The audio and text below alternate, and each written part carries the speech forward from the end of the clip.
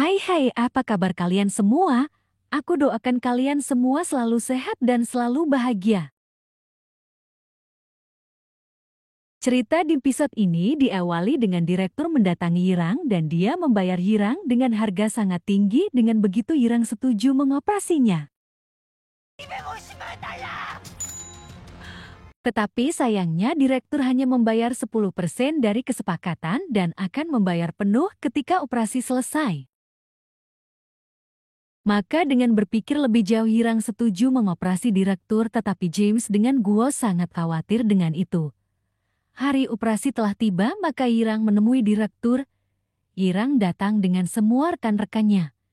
Yirang sangat meyakinkan direktur. Operasi akan dimulai, lalu James juga putra direktur keluar ruangan dan tak sengaja putra dari direktur bertemu dengan Guangxi. Betapa sok putra direktur dia menghina dan merendahkan Guangxi.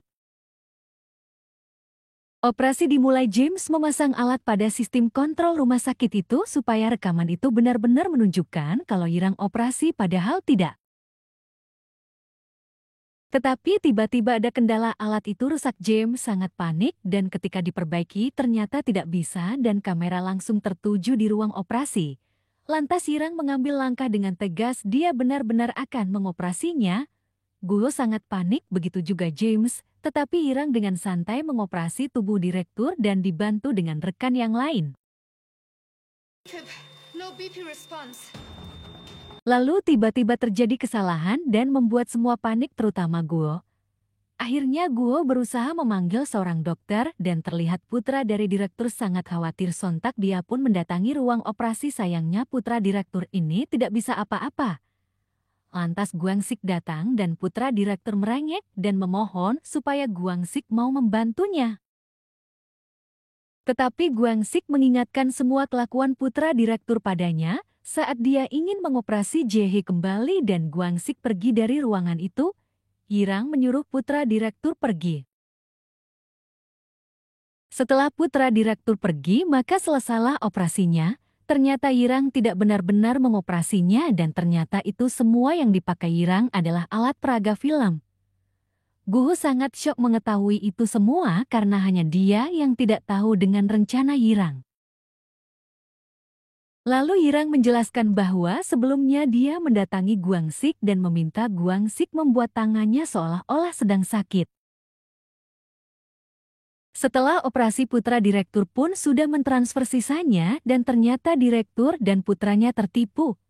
Direktur histeris karena kehilangan uang sangat banyak.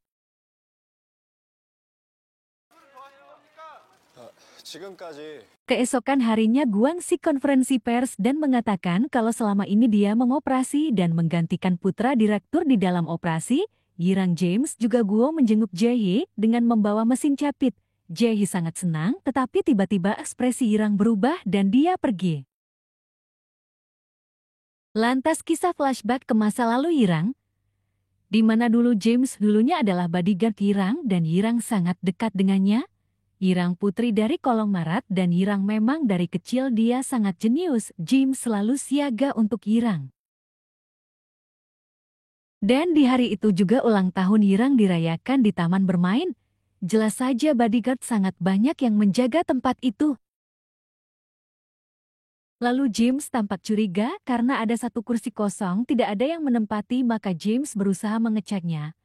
Dan ketika James melihat Yirang berjalan sepatunya tidak sama seperti yang Yirang pakai di awal, sontak James langsung menghampiri anak itu dan membuka topengnya. Ternyata Yirang meminta bertukar kostum dengan anak itu. Sontak semua bodyguard mencari Yirang dan ibu juga ayah Yirang sangat khawatir. Tak lama dari itu ayah Yirang mendapat panggilan dari si penculik Yirang dan dia meminta tebusan 3 miliar. Ayah Yirang menuruti kemauan dari si penculik. Sayangnya penculik tahu kalau ayah Yirang diawasi oleh polisi, maka penculik itu tidak muncul. Semua polisi kebingungan mencari jejak penculik karena dari CCTV tidak terlihat ada yang janggal. Malam harinya, James mencoba melakukan adegan saat kejadian ulang tahun waktu itu karena dia ingin mencari jejak Yirang. Satu persatu ingatan James dijadikan satu sampai akhirnya James sadar kalau Yirang dibuat melakukan permainan hingga Yirang dibuat masuk ke dalam truk dengan kemauannya sendiri. Dengan begitu dengan mudah penculik membawanya. Sedangkan Yirang sedang bermain catur dengan si penculik dan Yirang mulai merasa ketakutan dan menangis. Tetapi Yirang berpikir bagaimana caranya bisa keluar dari tempat itu. 여기다가 방법이 분명 있을 거야. James terus mencari jejak. Yirang sendirian mencoba menelusuri semua jejak dari si penculik. Bahkan James mendatangi sebuah tempat dan ternyata orang itu hanya disuruh dan mengatasnamakan keluarga Yirang. Kini kejanggalan sedikit demi sedikit semakin tampak. James curiga kalau ada orang dalam yang melakukannya. Dan bahkan truk es krim yang membawa Yirang tidak ada di rekaman CCTV. James mencoba menceritakan semua kejadian pada seniornya, tetapi justru seniornya menyuruh James merahasiakannya. Sedangkan di tempat Yirang berusaha mengajak si penculik bermain petak umpet. Dengan begitu dia bisa melihat semua tempat di rumah itu. Sayangnya Yirang tertangkap lagi. Scene berganti di rumah Yirang. Kepala polisi melihat kepala seniornya sedang berbicara dengan ayah Yirang. Lalu tak lama dari itu pencarian Yirang kini dilakukan secara terbuka, tidak lagi secara rahasia, dan itu membuat kepala polisi marah karena tidak ada kesepakatan dengannya sebelumnya. James yang pantang menyerah, dia berusaha mencari jejak penculik Yirang sendirian, bahkan setiap CCTV dia periksa. Berita tentang kehilangan Yirang pun menyebar dan kini si penculik akan menghabisi Yirang malam nanti. Malam harinya James memasang GPS pada salah satu mobil polisi dan mereka menuju ke suatu tempat. Sedangkan Yirang berusaha mengajak main kartu si penculik. Yirang sangat pandai bermain kartu, bahkan walau berkali-kali si penculik tetap kalah dengan Yirang.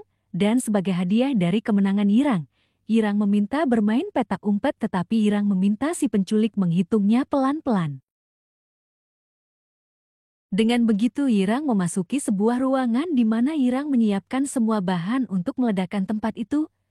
Yirang sangat jenius ketika penculik mencarinya. Yirang menarik bahan terakhir yang akan dicampur ke peledak itu dan akhirnya boom, terjadi ledakan. Dengan begitu, Yirang bisa lari keluar dari rumah itu. Sayangnya ada satu penculik yang melihatnya dan mengejarnya, tetapi Yirang terus berlari. James melihat Yirang. Kini James berusaha menyelamatkan Yirang dan James harus berhadapan dengan penculik. James sekuat tenaga untuk mengalahkan penculik Yirang. Entah apa yang terjadi, hanya terdengar bunyi tembakan dan kembali ke masa sekarang. Yirang di ruangan rahasianya yang terdapat banyak foto di sana.